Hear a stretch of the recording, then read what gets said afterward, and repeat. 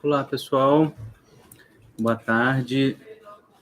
A gente vai falar um pouquinho hoje sobre a síndrome do pânico, né? A partir de um texto da professora Riva Schwartzman.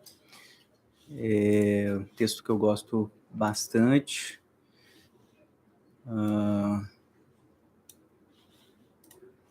Queria ir acompanhando com vocês o PDF, o link está no nosso cronograma. E eu queria compartilhar com vocês também. Deixa eu ver se eu acho que eu acho esse livro.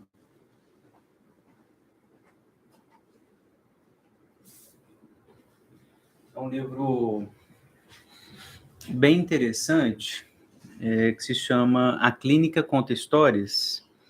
Esse livro, A Clínica Conta Histórias, não coloquei ele no nosso cronograma, porque geralmente estou colocando só PDFs acessíveis, né, a todos, sem pirataria, infelizmente. Mas queria que vocês, caso possam encontrar o PDF que circula aí desse texto aqui, né, Francis Bacon e o Pânico, uma falha no recalque primário, da Ana Maria Siegel. Ana Maria Siegel, tá bom? É o texto 12 desse livro aqui, A Clínica Conta Histórias, tá? Se der tempo, eu vou comentar um pouquinho, porque as duas autoras, tanto a Riva, né, do texto que a gente vai ler, quanto a Ana Maria, elas vão dialogar com Laplanche um pouquinho, né, com essa tese do recalcamento originário. Então, eu queria ver se a gente, né, entra um pouquinho aqui nesse texto também sobre o Francis Bacon, que é um artista bem interessante, né, e o texto da professora Ana Maria Siegel é bem bacana também, tá? Então, eu queria ver aqui com vocês o texto da Riva. Vamos começar. A ideia do geral, né, a tese geral do texto dela é que no pânico, né, tem alguma coisa que faltou na simbolização, né? Algo da simbolização faltou, e aí acontece a crise efetivamente, né? Vamos tentar entender essa tese, né, assim, como uma precariedade da simbolização, uma dificuldade na simbolização, tá? Primeiro, antes de tentar entender essa tese, vamos pensar aqui nos sintomas efetivos, né, que a gente vai ver no pânico, né? Ela descreve na segunda página do artigo, né, respiração curta, tontura, palpitação, tremor, suor, sufocação, náusea, desconforto, despersonalização, rubor, um torpor, dor, calafrio, né? Medo de morrer, medo de ficar sozinho, medo de ficar louco ou fazer algo descontrolado. Então, uma lista grande, né, de sintomas, né? Todo mundo sabe mais ou menos dessa descrição, né, da síndrome do pânico. É uma síndrome que lembra muito, né, a neurose de angústia, como Freud descreveu. Então, só lembrando aqui, né, a neurose de angústia era uma das neuroses atuais, né? Neurose atual, que se separa em dois grandes grupos: neurastenia de um lado, neurose de angústia do outro, né? Neurose de angústia que o Freud vai situar nesse campo das neuroses atuais, porque ele acreditava que a neurose de angústia ela é causada por coito interrompido. É uma teoria bem esquisita no Freud, né? Depois ele vai abandonando essa teoria, vai abandonando também essa nosografia da neurose de angústia, mas está ali no primeiro Freud, né? Então, o coito interrompido deixava, né, essa excitação sem lugar, deixava uma excitação aí sem satisfação, e ela ia direto para o corpo, causando, né, exatamente esse mix aí de sintomas, né, uma fadiga, né, fraqueza, dor de cabeça, né, e, claro, um ataque de angústia, como o próprio nome indicava, tá? Então, tá próximo disso, né? E aí, a tese que a Riva já coloca aí na terceira coluna dessa segunda página, né, é essa insuficiência psíquica. A insuficiência psíquica diferenciava as psiconeuroses das neuroses atuais. Nas psiconeuroses você tinha, né, suficiência psíquica, você tinha material de simbolização, e aí você faria o sintoma. Nas neuroses atuais, insuficiência psíquica, a angústia vai direto para o corpo, né? Diferente da histeria, porque no caso da histeria, a angústia vai para o corpo, mas vai simbolizada, vai com mais simbolização. Então, o sintoma corporal na histeria é diferente desse sintoma corporal, né, no pânico ou na neurose de angústia, tá? Ou mesmo na psicossomática, na hipocondria. Então, você tem, né, eu queria fazer um parênteses aqui, a própria Riva vai comentar um pouquinho sobre a psicossomática, né, na página 3 do artigo dela. Estou lendo um PDF, gente, eu acho que na percurso... aparece sim, aparece a página 89. Então, página 89, terceira página do PDF, a Riva vai comentar justamente a presença da psicossomática aí, né?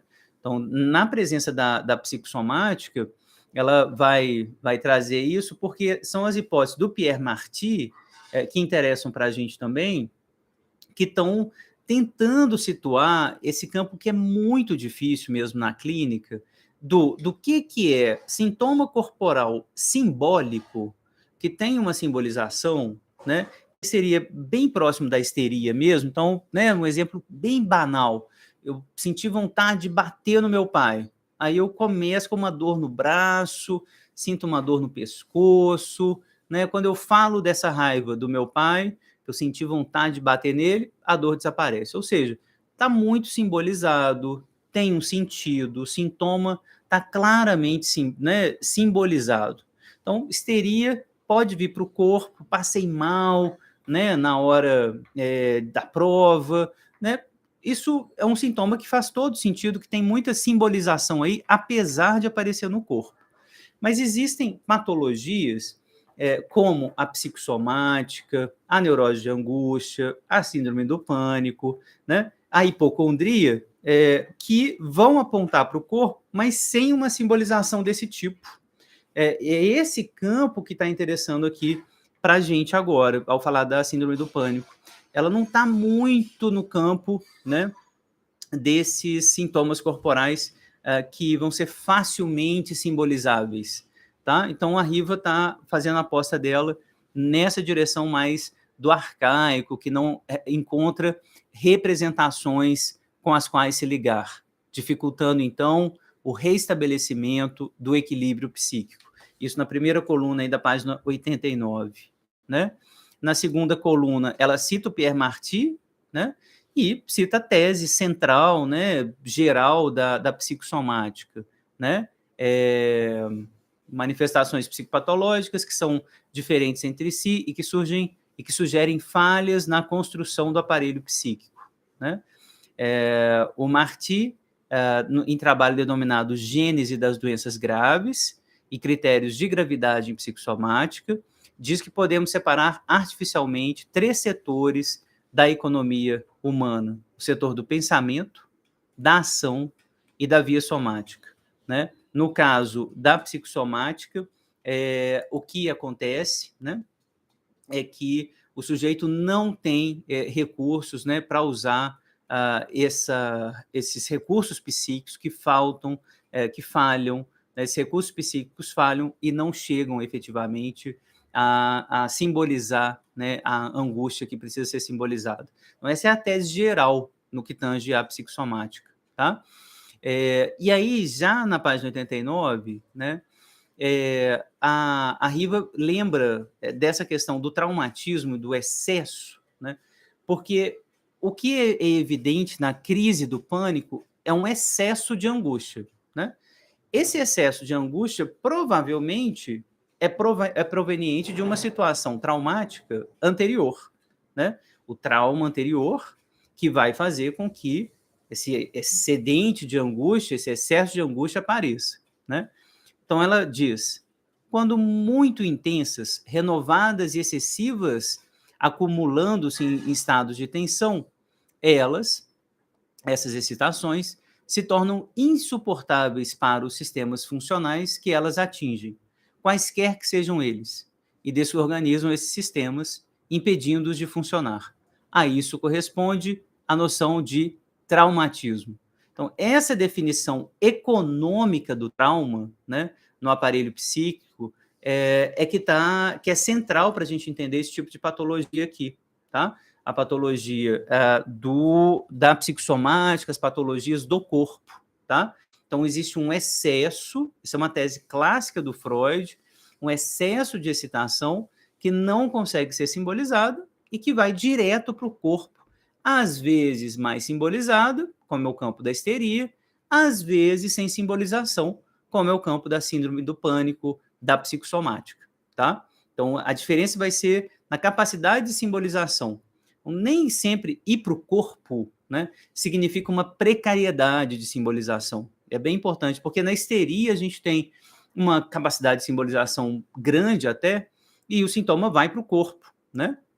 No campo da psicossomática e, efetivamente, no campo da síndrome do pânico, parece haver uma precariedade dessa simbolização aqui. É esse que é o ponto, tá? Aí adiante, na página 90, o que acontece? A Riva vai dizer o seguinte, citando aí a teoria da Sylvia Bleichmann, né, que é uma autora que eu gosto muito, e a teoria do Laplanche, né? Ela vai tentar lembrar para a gente como que o aparelho psíquico, a partir desses autores, né, estão lendo, né, tanto a Sylvia quanto o Laplanche, estão lendo muito Freud do início, né, o Freud do projeto, está retomando esses textos, né, mas está, claro, lendo a obra inteira do Freud, e é uma tese que está muito clara no Freud. O aparelho psíquico serve para conter a angústia. Essa é a tese dele, assim, desde o projeto para uma psicologia científica. O processo psíquico, o aparelho psíquico, é um aparelho de elaborar excitações. É um aparelho que serve para ligar as excitações, ligar o pulsional. É para isso que serve o aparelho psíquico, né? E a diferença é que, no Freud, esse aparelho ele tem uma certa autonomia. Ele meio que brota do próprio sujeito, né?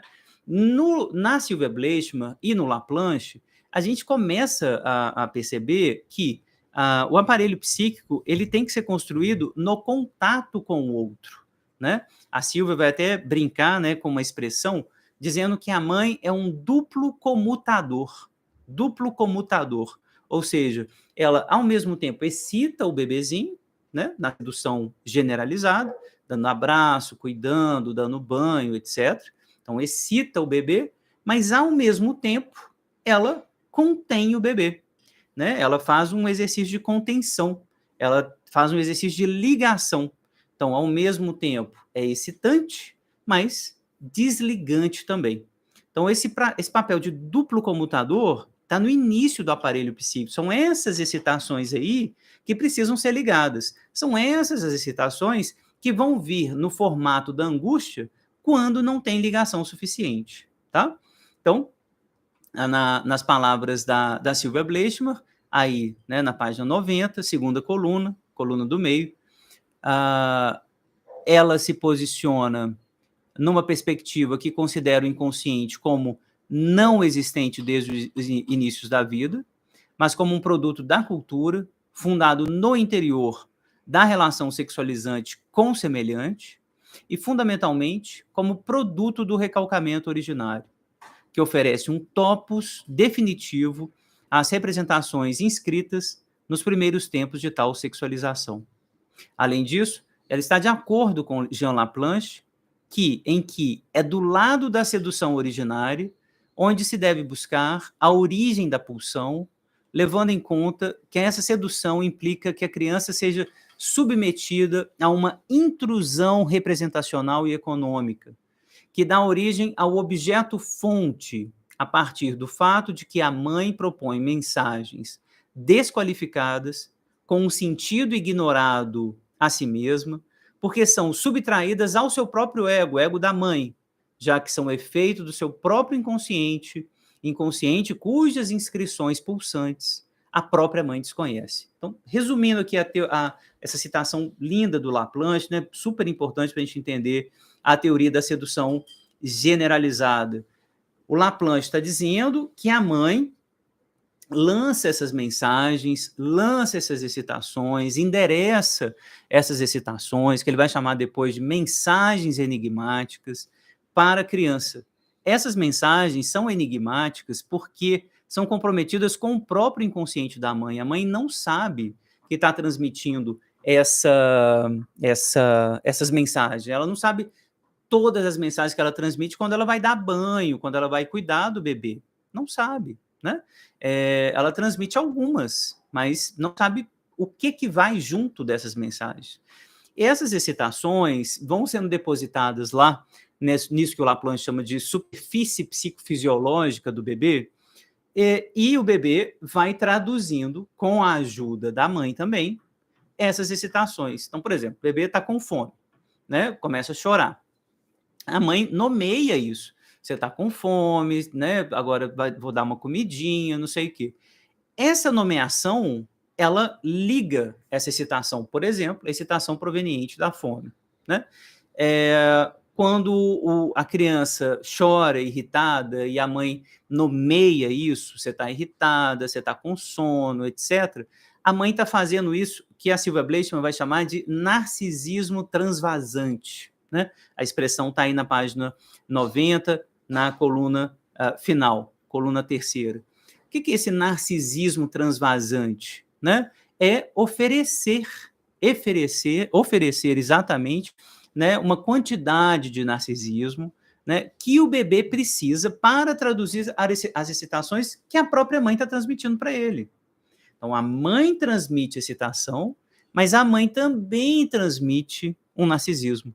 Ela também transmite o contorno, o abraço, o holding, que vai fazer com que essas excitações circulem de maneira contida, organizada, etc. Então, o objeto fonte da pulsão, isso que o Laplanche vai chamar aí de objeto fonte da pulsão, são os restos. São os restos dessas traduções. Tradução do quê? Tradução dessas excitações pelos códigos que a mãe também oferece. Então, a mãe oferece esses códigos de contenção. Nem todas as excitações conseguem ser traduzidas, né? O que resta não traduzido vai ser isso que o Laplanche está chamando de objeto fonte da pulsão, que fica lá atacando o eu para sempre. No ataque do pânico, são esses objetos fonte que estão atacando, e o eu não tem proteção. Parece que está sem proteção, parece que está sem esse continente, por assim dizer, para dar conta, né, do pulsional que o ataca. A Sylvia vai, inclusive, brincar com uma expressão famosa do Winnicott, né, e vai dizer que a mãe ela é suficientemente má. Né? Essa brincadeira que está descrita aí na página 90, né, quer dizer exatamente isso. Olha, é claro que a mãe tem que ser suficientemente boa para oferecer o conteúdo, né, o continente da criança, né, o holding, né, isso que vai deixar a criança tranquila. Mas ela precisa ser suficientemente má também. Qual sentido? No sentido de oferecer as excitações que vão vivificar o corpo dessa criança, que vão sexualizar o corpo dessa criança também. Então, ao sexualizar o corpo dessa criança, a mãe, na verdade, está dando libido para essa criança, está excitando o corpinho dela, né, está mantendo esse corpinho sexualizado e vivo. Então, ela está brincando com essa expressão da suficientemente má, tá? Então, mas é graças a esse trabalho duplo, né? Então, por isso que a Sylvia está chamando de duplo comutador, né? Que é um relé, né? Ora excitando, ora apaziguando, ora endereçando mensagens, né, de conteúdo identitário, ora endereçando enigmas porque são enigmas para a própria mãe, né, estão comprometidos com o inconsciente da mãe, então vai ficar nesse movimento de duplo comutador, né, esse trabalho aqui materno para a gente cuidar de um bebê. Então é sempre duplo esse trabalho. Um acréscimo Na página 91, o acréscimo que Silvia Bleichmann constrói é a demonstração na concretude da prática clínica de que é nos gestos concretos da maternagem o lugar onde inicialmente se efetiva ou não a criação de vias de escoamento para o excedente pulsional produzidos pelos cuidados maternos cotidianos. Então, eu queria que vocês grifassem essa passagem aí, página 91, primeira coluna, né? Porque essa é a tese aí, né, da professora Riva está baseada nessa teoria da Silvia Bleichmann, né? Teoria Laplanchiana, teoria da Silvia Bleichmann, de que essas vias de escoamento devem ser da angústia, vias de escoamento da angústia devem ser construídas desde o início. O arcaico, né, como a Silvia Bleichmann vai mostrar, o arcaico está aí né, como construção primeira dessas vias de escoamento, tá bem? Então, queria que vocês grifassem aí na página 91, né, a criação de vias de escoamento para o excedente pulsional, né, está ligado ao cuidado materno. Às vezes isso é mais construído, às vezes isso é menos construído. A hipótese é que na síndrome do pânico, nos pacientes que têm síndrome do pânico, essas vias de escoamento não foram bem construídas, ou são mais precárias, né? Ou por alguma razão, né, elas estão sendo destruídas, né? Estão sendo exigidas demais, né? Então, esse é um ponto que eu quero que vocês considerem, né? Vias de escoamento que podem ter funcionado até um determinado período da vida do sujeito, mas que indicam quando o paciente tem uma síndrome do pânico, uma crise, né? Que essas vias estão sendo desfeitas ou que não foram feitas corretamente, que não foram feitas de maneira adequada, tá? Então, acho que esse é um ponto bem, bem importante, beleza? Uma tese importante da Riva é que a primeira crise, né, da síndrome do pânico é muito importante clinicamente. Então, perguntar para o paciente, né, se ele vem depois da crise, como que foi a primeira crise, como que aconteceu, quais eram as circunstâncias, quais foram as fantasias que circularam aí em torno da primeira crise, né? Porque na primeira crise talvez haja elementos clínicos, históricos ali do paciente, que interessam para a gente entender, né, o que determinou de fato, né, para além das condições atuais, o que determina de fato a crise de angústia, a crise do pânico, tá? Então, é isso que a sugestão da Riva, na página 91, é essa. Tentar, né, dois caminhos aqui para pensar na escuta clínica.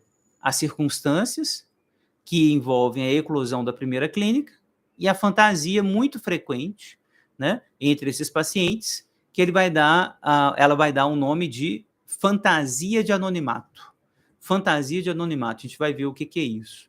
E aí, ela vai descrever um relato do Gugu Keller, né, um jovem paulista que vai, né, descrever lá, enfim, a sua crise. Né, um sujeito adulto, né, que estava, né, lá com 21 anos, né, e que teve uma crise grande, né, e que quer voltar para a casa da mãe depois dessa crise, só consegue sair de casa com a mãe, né, tem essa crise bem descrita, né, olha só, parecia uma sensação de vazio, uma insegurança em relação a algo que eu próprio não sabia o que era, não havia ninguém me ameaçando, ao contrário, mesmo assim, confesso que eu desejei não estar sozinho, estava com um enjoo, né, ia desmaiar, né, em um segundo todos os sintomas se multiplicaram e se intensificaram, entrei em um estado de terror absoluto, tá? Isso na página 92, a descrição dessa crise aí, desse sujeito, tá?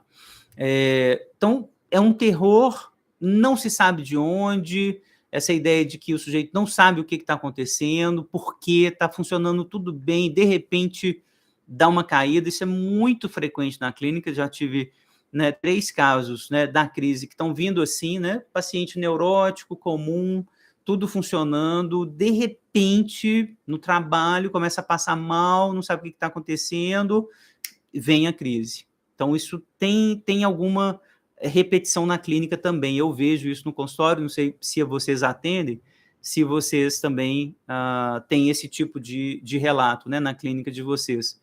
Não é algo que vai se construindo, né, nesse sentido de um pequeno medo, outros dias, então vem alguma coisa muito, muito violento, né? Isso, Luiz, também bem destacado, né? Alguma coisa estranhamente familiar, né? Que eu acho que tem a ver, né? Claro que ele não está citando o Freud, mas a gente aproveita a expressão para lembrar, né, da tese do Freud, de que é isso. O que é o estranho familiar? O que é o unheimlich, né? Na definição do Freud mesmo, é alguma coisa que devia ter permanecido inconsciente e que veio à consciência, né? É isso. Então, eu acho que algo, né, do desamparo veio. O desamparo, né? Última coluna, final da primeira coluna, página 92. Perfeito. Isso, a última linha mesmo, né? Além disso, eu percebi alguma coisa estranhamente familiar, tá aqui ele dizendo, né? Então, essa ruptura aí que o Freud está apontando como estranho familiar é o quê? A irrupção do inconsciente no lugar onde ele devia ter permanecido recalcado, né? Então, alguma coisa do desejo também volta na síndrome do pânico, né? Ligado provavelmente ao narcisismo, né? Olha só o que a Riva vai dizer, né? Tentarei explicar o que pude observar num caso clínico, focalizando nele a instalação da doença. Antecipo desde já que minha observação leva a pensar que ela surge no momento de ruptura de um certo tipo de rede protetora de ligações afetivas e narcísicas. Está aqui a tese. É a ruptura de um certo tipo de rede, né? Uma rede protetora, rede narcísica, né? Que vai ligar os afetos, que vai ligar o pulsional, que vai ligar o desejo. Essa rede que quebra, tá? Pode, Emilce, pode ser, desculpa, Helenice, pode ser sim. Helenice, pode ser alguma coisa do trabalho analítico, acho, né, ruim que seja assim, eu acho que é um efeito iatrogênico ruim, né, produzir uma crise de pânico.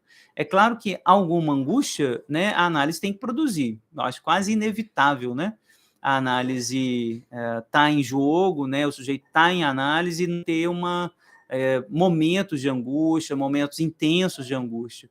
Mas a crise do pânico, né, eu acho que a gente tem que evitar o máximo possível, né, esse tipo de mobilização aí no sujeito, né? Claro que a gente está mexendo com essa rede que a Riva está colocando, né? Essa rede narcísica, a gente está desmontando essa rede. Então, se a gente desmonta rápido demais, o desejo vem, né, e ataca, e o sujeito se sente mesmo muito atacado, muito violentado pelo desejo, tá?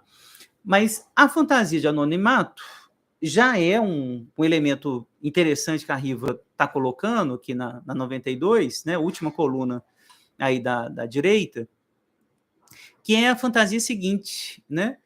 O sujeito tem medo na crise de que ninguém vai conhecer ele, de que ele não vai ser socorrido por ninguém. Ninguém vai aparecer para ajudar, né? Então a Riva está chamando isso aqui de fantasia de anonimato.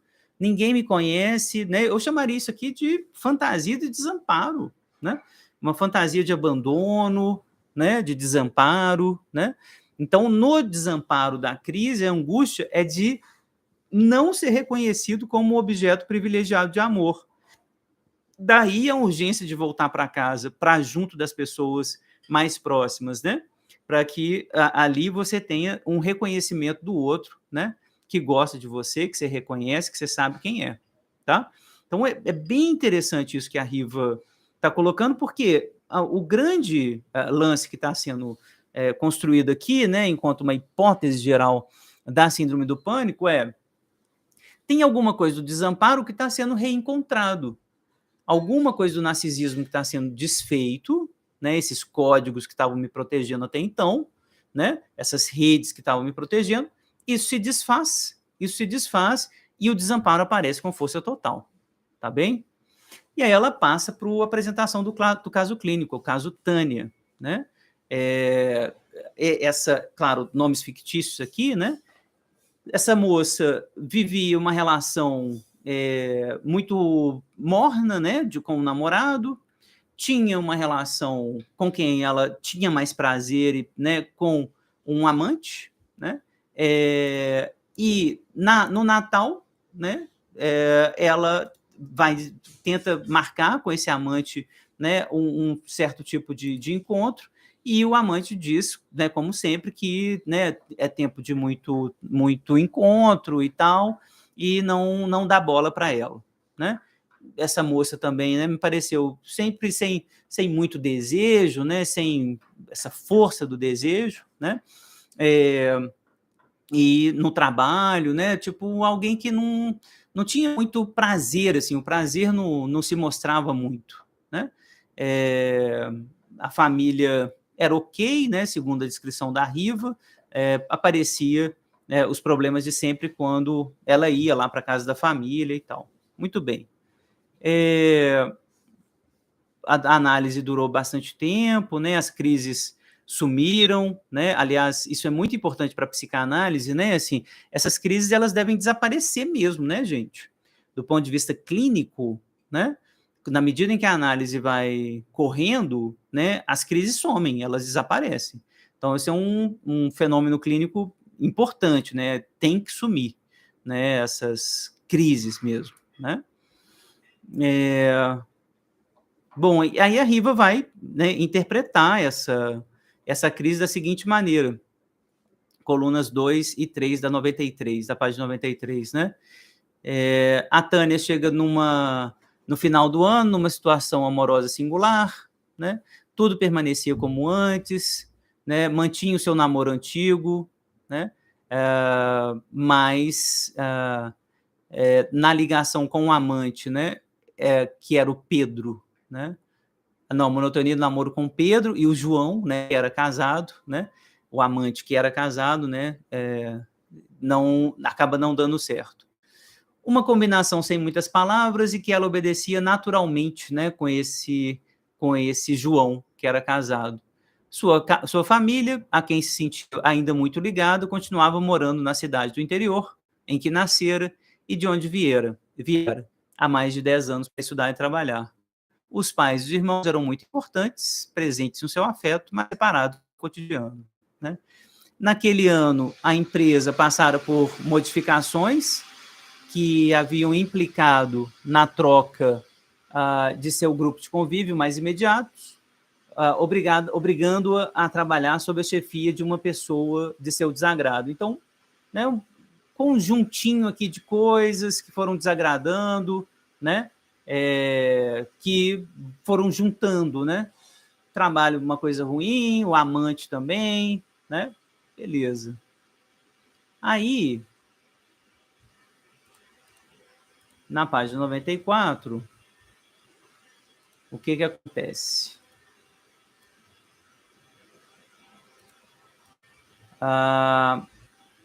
Ela fala o seguinte: um aumento da tensão, primeira coluna da esquerda, esticaria os fios frágeis da rede que sustenta Tânia em sua vida afetiva e constitui-se no detonador da crise.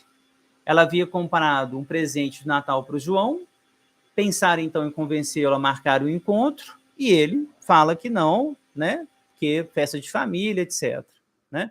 Mó roubada, né? Tem amante que é casado, você investir aí. Mais ainda, que essa confrontação com uma verdade do presente é a desesperança em relação ao futuro amoroso, que pudesse dar-lhe filhos, o que a deixaria sem chão. Ela se vê frente a frente com a pobreza das relações que lhe foi possível construir depois de sua saída de casa. Suas ligações afetivas estão lá em seus lugares, mas são ocas. Então é isso que a Riva começa a perceber, né? Que essas relações são frágeis demais, né? Elas são ocas, ela não conseguiu construir relações estáveis o suficiente, né? Não conseguiu construir uma relação amorosa que fosse contenção, né? Contenção narcísica. Acho que esse é um ponto importante aí dessa paciente, né? Na última coluna, né, da 94, ela vai dizer o seguinte: pensando a respeito da situação de Tânia naquele final de ano, há que se concordar em que aquele foi um momento infeliz. Se a gente atribui sua infelicidade à perda amorosa, esperaríamos que ela estivesse atravessando um momento de luto. Isso é o que não ocorre. Aí que está uma diferença importante. Nós não a vemos recolhendo investimento amoroso, né? Que, né, o amante não deu certo, etc.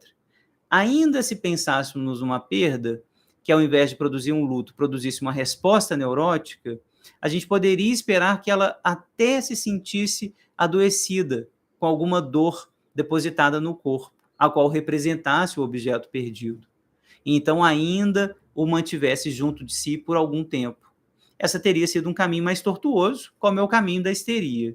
Mas não foi isso que aconteceu, né? É o que não se vê, né, no caso dela.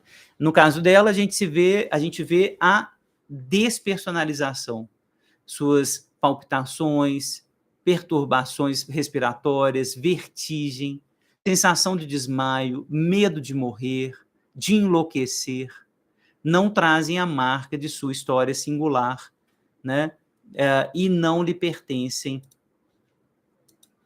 com exclusividade, né? Ela os compartilha com todos os sofredores do pânico. Todas essas alterações não evocam o desatamento de um laço amoroso, mas antes a falta de um laço que seja, naquele momento, uma sustentação. Então, aí, mais uma vez, a tese da Riva, né? No pânico, a gente tem uma ausência, uma dificuldade desses laços afetivos, narcísicos e objetais que contenham o desejo, que contenham o ataque do desejo. Retomando, então, página 95, primeira coluna. Retomando a teoria da Sylvia Bleichmann, a gente pode dizer que esse grande desamparo que a síndrome do pânico produz é um indicativo de uma inundação pulsional. Então, por isso que foi importante a gente ter falado da Sylvia Bleichmann antes, né? A Silvia está dizendo que ali no início da constituição psíquica, né, a mãe enche a criança de excitação, mas enche também das vias de ligação. Essas vias de ligação é o que constitui o nosso narcisismo. Tem que ser dado pelo outro. Se isso falhou, por alguma razão, o desejo ele sempre vai se manifestar como angústia, como ataque, tá? Então, só fazer um parênteses aqui. É provável que todos nós, né, vocês aí, vocês me confirmem se é verdade ou não, todos nós já tenhamos tido sonhos do tipo, eu estou sendo perseguido, alguém vai invadir minha casa, alguém vai invadir um lugar. Todo mundo teve esse sonho típico, não teve? Né, de ser perseguido, etc. Esse sonho de perseguição, o sonho de invasão, é uma das traduções do desejo, né? Interpretação clássica, né? Do Freud, Laplanche, etc. O desejo invade, o desejo ele não é uma coisa boazinha. O desejo se está recalcado, gente, porque não é o desejo de comer bolo de morango, não é desse desejo que o Freud está falando. O desejo recalcado é o desejo ligado à sexualidade infantil, é o desejo ligado às excitações mais violentas possíveis que a gente pode imaginar. Oralidade, analidade, genitalidade, sadismo, masoquismo. Coisas muito violentas que a gente recalca. Não é um desejo bonitinho, eu queria, né, transar com a atriz, com o ator, eu queria comer uma comida gostosa. Não é esse desejo que a psicanálise fala. A psicanálise está falando de desejos ligados à sexualidade infantil. São esses desejos que querem invadir o reino do eu, né? É isso que é invasivo, é isso que é violento, tá ok? Então, muito cuidado com esse elemento aqui, né? O desejo, quando invade, a gente não tem essa rede narcísica protetora, e a gente sente a crise de angústia, a gente se sente atacado, a gente se sente violentado pelo desejo, tá bem? E aí, por isso que o sujeito no pânico quer voltar para casa, porque é como se retomasse aquelas redes seguras, né, que ele tem ali uma certa garantia, né, de que vai pelo menos estar com alguém que reconhece ele, que, né, dá conta dele, etc. Tá? Então, né, o sujeito volta. Tá aí o que a Riva vai falar na página 95. A cada crise, ou menor sinal de crise, é para casa, para o reasseguramento de seus objetos, que ela precisa voltar. Tá? Ao confrontar a síndrome do pânico com os transtornos psicossomáticos, eu dizia que a grande diferença entre os seus produtos finais leva-nos a questionar a possibilidade de se reduzir tais diferenças tão somente ao fator quantitativo, tá? Então, de fato, né, assim, a gente tem que questionar um pouco isso, né? A grande dificuldade que a gente vai ter, gente, na clínica, a meu ver, é essa aqui que a Riva está apontando, né? O que vai ser diferente na vida de uma pessoa que vai fazer com que esses sintomas corporais caminhem mais para a síndrome do pânico, para a histeria, para a psicossomática, pensando nos fenômenos do corpo, tá? Esse vai ser o problema clínico, tá? Eu vou tentar comentar um pouco mais disso mais para o final, tentar pensar em, né, em hipóteses diferentes aqui. Uma coisa importante, né, já terminando o texto, a Riva vai dizer o seguinte: qualquer neurótico normal pode potencialmente sofrer uma crise ou um período de pânico. Basta que ocorra uma convergência de pressões superior ao suportável por seus recursos psíquicos. Afinal, todas as mães são suficientemente más, e então ninguém tem garantias plenas no que se refere à suficiência desse recurso. Então, ninguém tem recurso narcísico infinito, impossível. Tem gente que dá conta de muita coisa traumática, violenta, né? Muitas relações ruins. Claro que tem gente que vai atravessar isso fazendo luto, fazendo um sintoma, fazendo, né, as defesas neuróticas comuns. Mas não é infinito. Esse recurso não é infinito. Tem gente que vai ter crise de angústia em algum momento ou outro, né? O que pode ter crise de angústia em um momento ou outro da vida, tá? Isso, o medo do colapso tem tudo a ver, né? Apesar da Riva não ter citado aqui, Luiz, mas é um texto absolutamente referência para a gente pensar na síndrome do pânico. O Winnicott vai falar dessas agonias impensáveis, que estão muito bem descritas ali nesse texto, né? O medo do colapso é um dos meus textos prediletos, né? Do Winnicott, enfim, um texto absolutamente indispensável para a gente. Ele vai falar dessas agonias impensáveis, e uma delas é esse, é o medo de enlouquecer. É o medo de enlouquecer, o medo de não saber onde está, despersonalizar, sabe? Esquecer quem é, esquecer, né, enfim, não saber se localizar no mundo, consigo mesmo, né? E um texto bem importante para apontar, e o Winnicott vai falar, né? Você não tem medo do colapso que vai acontecer. Você tem medo do colapso que já aconteceu. Entende? Esse texto é genial. Genial, porque ele está dizendo, já aconteceu, o trauma está lá atrás. E uma maneira de controlar o trauma é exatamente imaginar o trauma por vir, né? Que o colapso ainda virá. Então, é uma defesa. A fantasia do pânico, né? A fantasia do colapso já é uma maneira masoquista, claro, masoquista, de dar conta do colapso que já aconteceu, efetivamente, tá? Ana Cristina. O manejo seria, então, tentar dar um contorno. Perfeito, Ana. Então, aí é contorno mesmo, né? Tirar do divã de vez em quando, né? Se tiver na crise, gente, tira do divã um tempinho, análise face a face, volta para o face a face, né? Para olhar o contorno do corpo do analista, né? Liga a câmera, se estiver no online, né? Enfim, presença, aí é presença mesmo, o analista falar mais, né?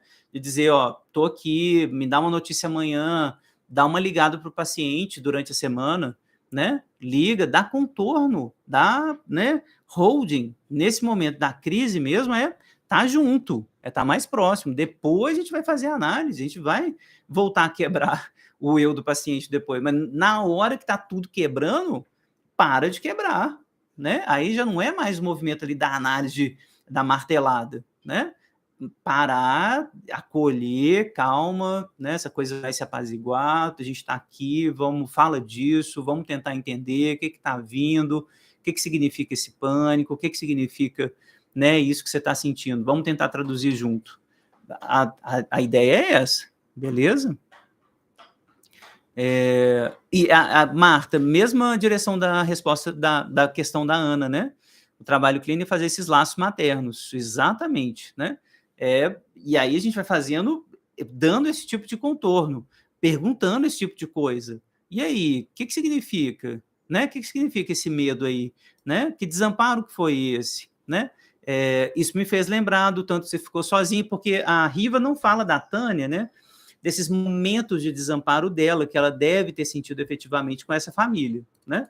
A gente não tem acesso a isso, a esses elementos clínicos da Tânia, não, né? Mas a gente provavelmente deve ter, né?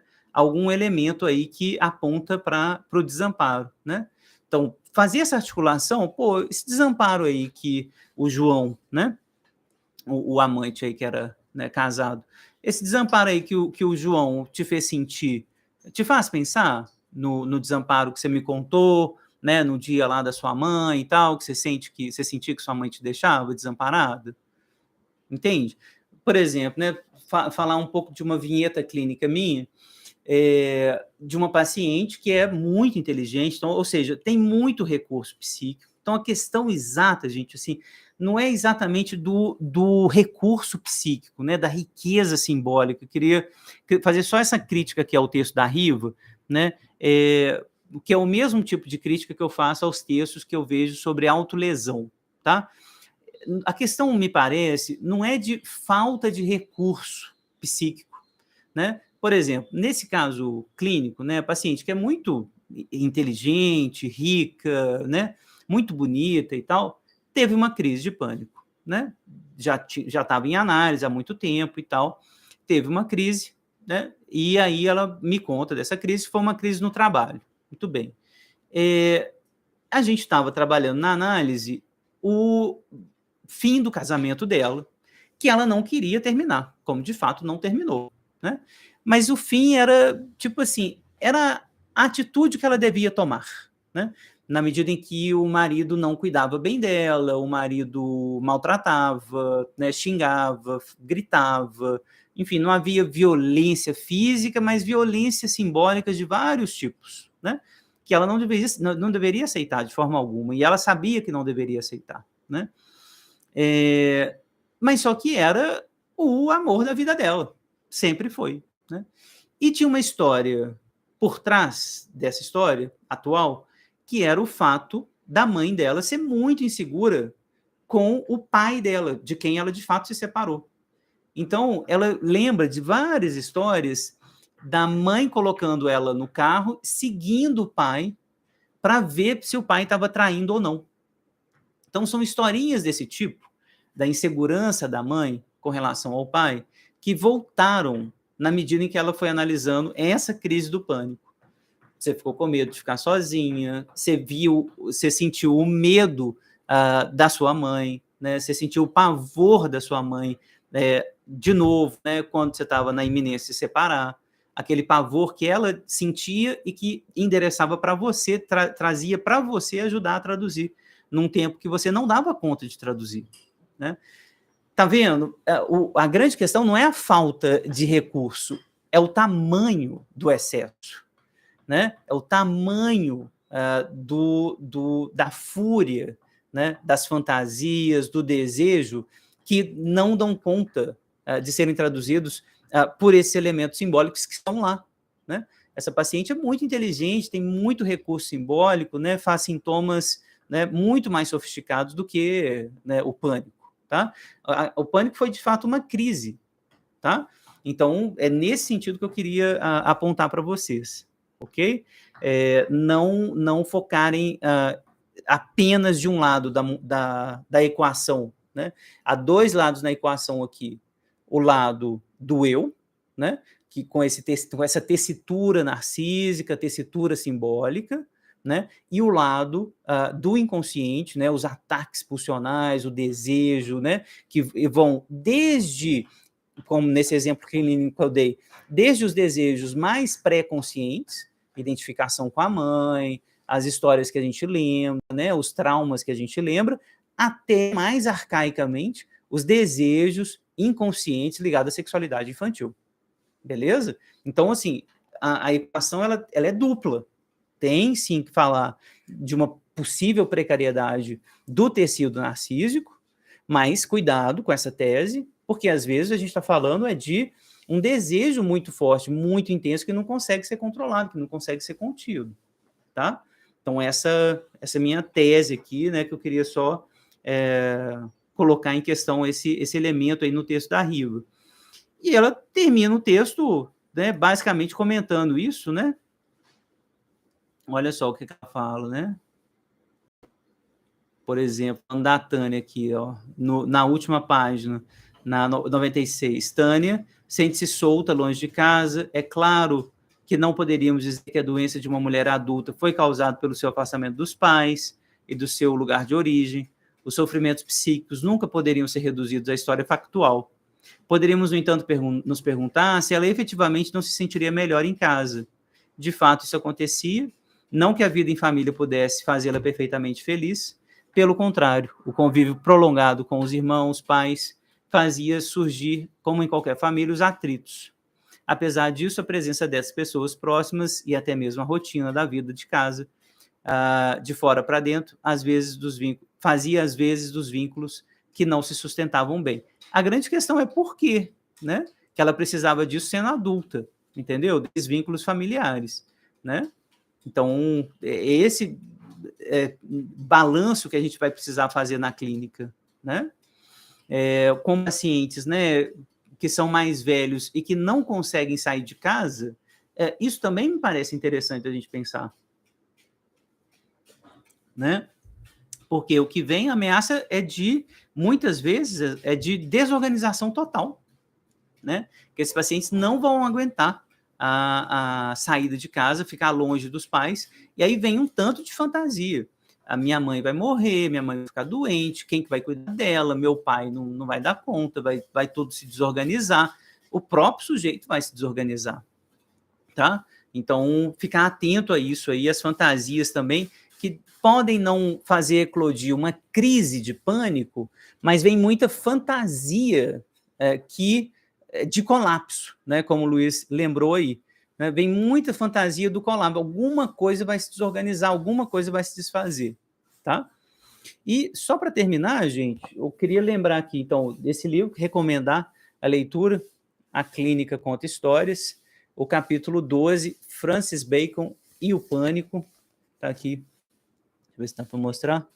Francis Bacon e o Pânico, né? Está aqui uma falha no recalcamento primário. O texto é muito legal, porque trabalha com esse pintor que eu gosto muito, né, que é o Francis Bacon, né? E a tese vai partir mais ou menos na mesma direção que a professora Riva trouxe, né? A professora Ana Maria Siegel também vai traduzir, né, um pouco também lendo Laplanche, né, também trazendo Laplanche um pouquinho, né, de que os restos não traduzidos, esses objetos fonte da pulsão, que atacam o eu, né, numa crise, né, diversas publicações, olha só, vem abordando o tema do pânico do ponto de vista do desamparo, seja do desamparo perante a falha materna em prover um holding adequado, né, seja do desamparo como horizonte insuperável da vida psíquica, né, e o desamparo, claro que me interessa aqui como Laplanchiano, né, eu acho que é a posição da Riva, a posição da Siegel também, o desamparo ante uma invasão pulsional, né, e que produz, nesse caso, uma falência psíquica, né? Vai produzir uma falência dessas redes narcísicas que precisam estar ali inteiras, né, para proteger a gente do ataque pulsional, né?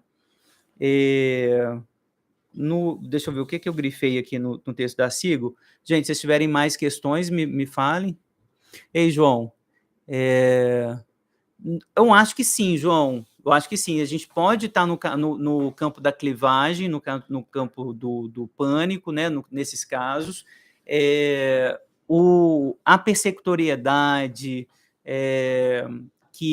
que muitas vezes vai aparecer no pânico, né? Alguma coisa vai vir, alguma coisa vai acontecer, tem alguém, né, vai me pegar, ou enfim, tem alguma coisa também paranoica, né, que vai vir sim no caso do pânico, aponta para essa clivagem, né?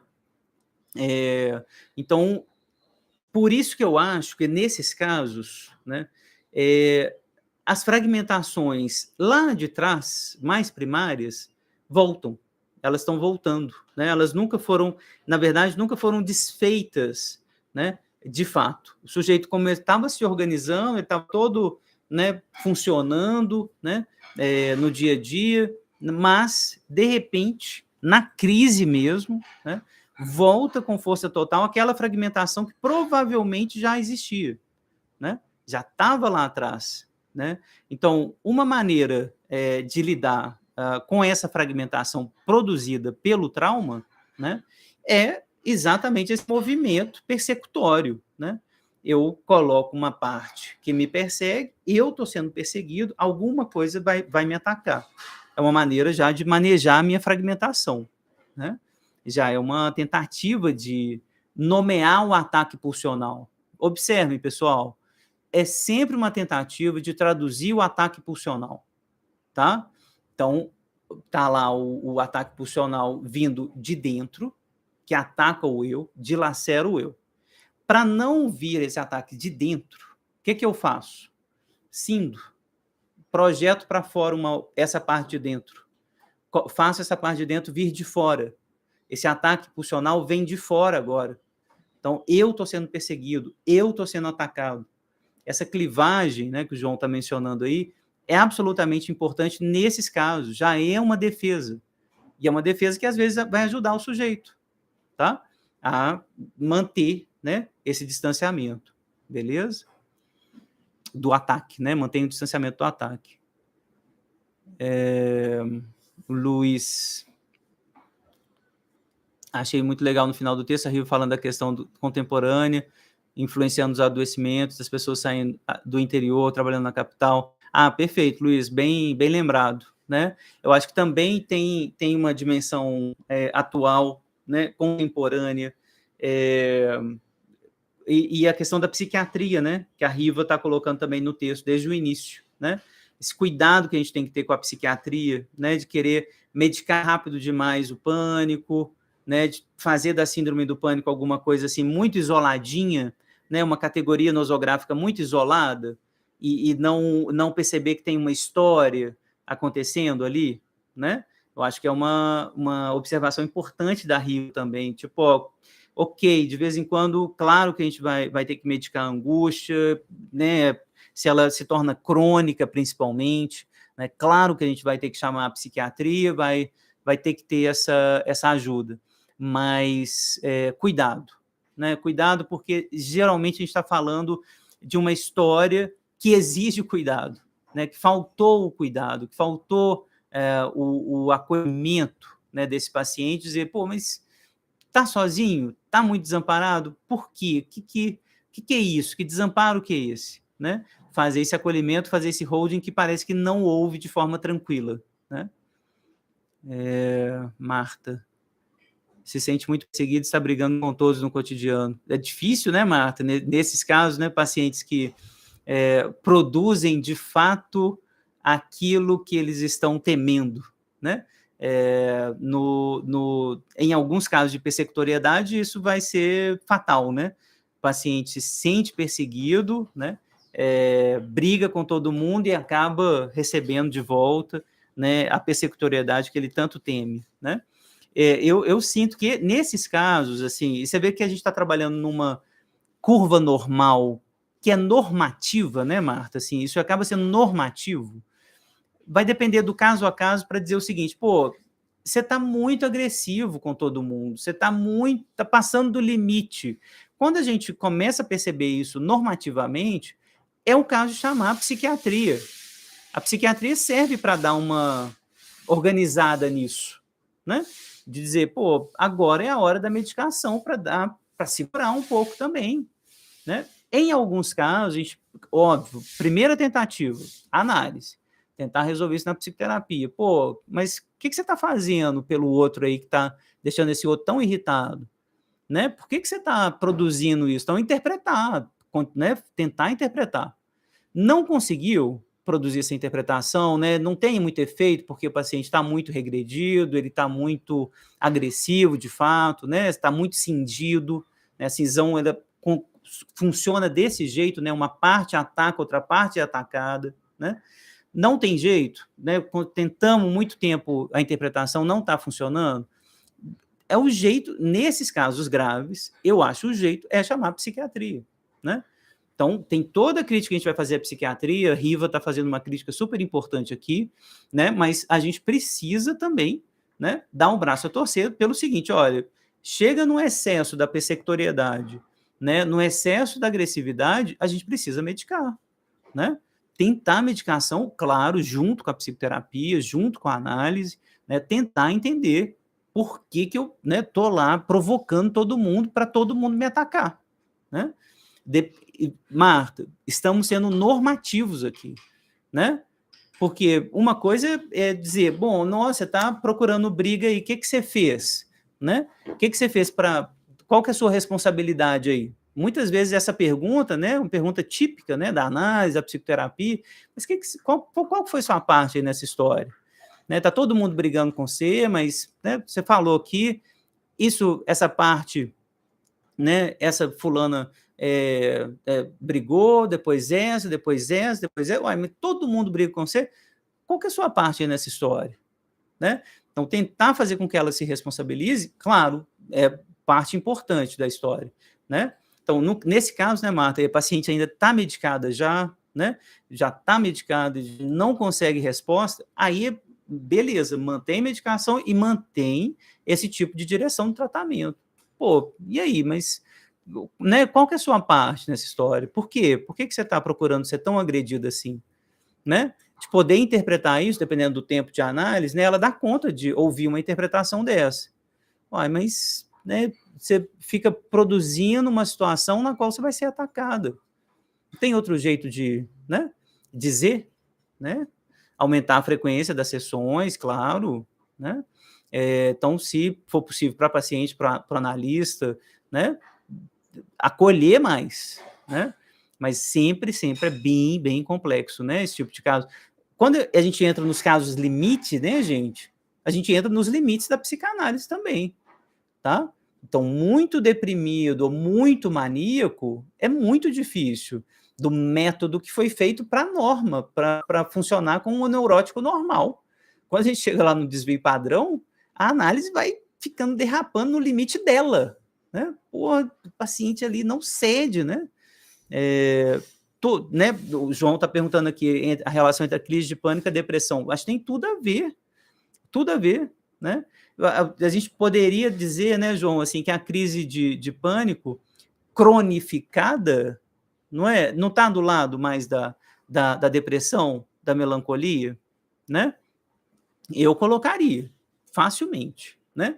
É como se fosse a depressão, como se fosse uma crise de pânico crônica, né? Que não passasse nunca, né? Sem o agudo, né, da crise, mas a sensação, entendeu? De desconforto, de fadiga, de dor corporal, né? De fragmentação, de estar sozinho, de ter que estar em contato com o outro, né? Um outro que você reconhece, geralmente vai pedir a mãe, pede o pai, pede o irmão, pede alguém para ficar próximo, né? Chama um amigo, enfim, é a mesma lógica, mas só que sem a grande crise, sem a eclosão mesmo da crise, tá? E aí termino só lembrando isso para você, gente. Como a Riva colocou, né, o sujeito pode ser normal aqui, neurótico normal, mas a síndrome do pânico ela vai ter grandes variações dependendo da nosografia também, né? Ela é um sintoma claramente psicótico, não é? Claramente psicótico, ou no limite da psicose, né? Despersonalizar, não saber onde que eu estou, sintomas corporais muito graves, né? Tudo isso que a gente vê no campo das psicoses. Então, a gente está apontando para a retomada do arcaico aqui. Então, sempre lembrando, Freud, Laplanche, não estamos trabalhando com uma nosografia muito estruturalista, tá? Ou neurótico, ou perverso, ou psicótico, nada disso, tá? A gente está dentro de um psicodiagnóstico continuista, tá? Então, você vê defesas desse tipo, como o João tá lembrando aí, né? Que, pô, se o paciente está deprimido durante muito tempo, né, parece que a gente fica caminhando, né, numa crise de pânico que está regulada, crônica. Uai, mas aí a gente está falando de neurose? Entende? Já, né, assim, a gente começa a duvidar dessas fronteiras muito rígidas, né, entre a neurose e a psicose. Não é tão rígido assim. Porque se na melancolia o paciente está o tempo inteiro, né, criticando ali, né, sentindo, o paciente está sentindo que está, né, pô, não sei quem me ama, não sei quem gosta de mim, eu não sei o que eu sou, não sei o que eu quero, a gente fica vacilando, né? Concorda, João? Então, é nessa direção que eu iria também, sabe? Tá aí a Helenice também concordando, a melancolia, né? Então, né, vamos pensar nisso, gente. Eu queria deixar essa questão para a gente pensar junto, né? Quais são as possíveis correlações, né, da síndrome do pânico quando ela aparece na neurose comum, tipo essa paciente que eu citei, né, do marido que ela queria separar, né? Paciente super neurótica, e tipo assim, zero de sintomatologia psicótica, zero, tá? Mas outros pacientes que têm uma depressão crônica, que vem, né, tudo é persecutório, tudo é muito violento, tudo vai muito para o corpo, muito sintoma no corpo. Aí a gente está no campo da neurose só, entende? Então, assim, queria que a gente, né, tentasse estar mais aberto para isso, para essa continuidade, para entender que nesses casos mais graves, né, a gente tem múltiplas defesas em andamento. E aí, claro, a direção do tratamento vai ser bem mais lenta, bem mais difícil, né? Como, por exemplo, essa paciente que a Marta estava citando agora há pouco, né? É bem mais difícil, o tratamento é mais difícil mesmo, muito mais lento. Então, limites do eu, limites da psicanálise, tá? Então, isso a gente vai ser confrontado aí é o pânico do analista. Vou terminar com o pânico do analista, né? Que a gente acaba com os limites da nossa teoria, os limites da nossa prática, quando a gente pega um paciente difícil demais. A gente se sente também assim, pô, absolutamente impotente, absolutamente, né, de mãos atadas para fazer esse paciente render, né? Fazer esse paciente conseguir traduzir melhor, né, dar conta de lidar melhor com seus ataques pulsionais, que são sempre muito disruptivos para ele, tá? E isso é muito difícil mesmo. Os casos clínicos mais né, radicais vão produzir esse pânico no analista, essa dificuldade, né, no analista também, tá? Então, era isso o texto da Riva. No próximo encontro, já em outubro, deixa eu ver o que eu tinha separado aqui. É o texto do Paulo, eu adoro esse texto, né? Foi meu orientador de mestrado, Paulo César Ribeiro, Perlaboração, Feminilidade e Transformação do Eu na Técnica da Psicanálise. Texto muito, muito importante, né? Como eu disse a vocês, sugiram textos, tá? Que estejam em PDF disponíveis sem ser pirata, para a gente colocar aqui na listinha, tá bom? Vou colocando outros também, que eu vou lendo. Eu coloquei muito aleatório, tá, gente? Textos que eu gosto, textos que eu não li ainda, que eu quero ler. Então, estou sendo bem aleatório aqui. Mas o próximo é muito bom, já li esse do Paulo e eu gosto muito, tá? O alcoolismo. Isso, Vivian, ótima questão, tá? Eu sinto que pode funcionar, tá? Que a psicanálise pode funcionar com alguns casos, mas é isso, é no limite da psicanálise, né? Também vai para o limite, né? A drogadição, os casos mais graves de alcoolismo, tudo isso vai colocando um limite, né? Para a psicanálise total, né? Então, eu acho que a gente precisa conversar sobre isso o tempo todo, tá, gente? Assim, estou terminando dizendo disso, mas eu acho que é uma conversa nossa aqui, né? Quais são os limites da nossa clínica?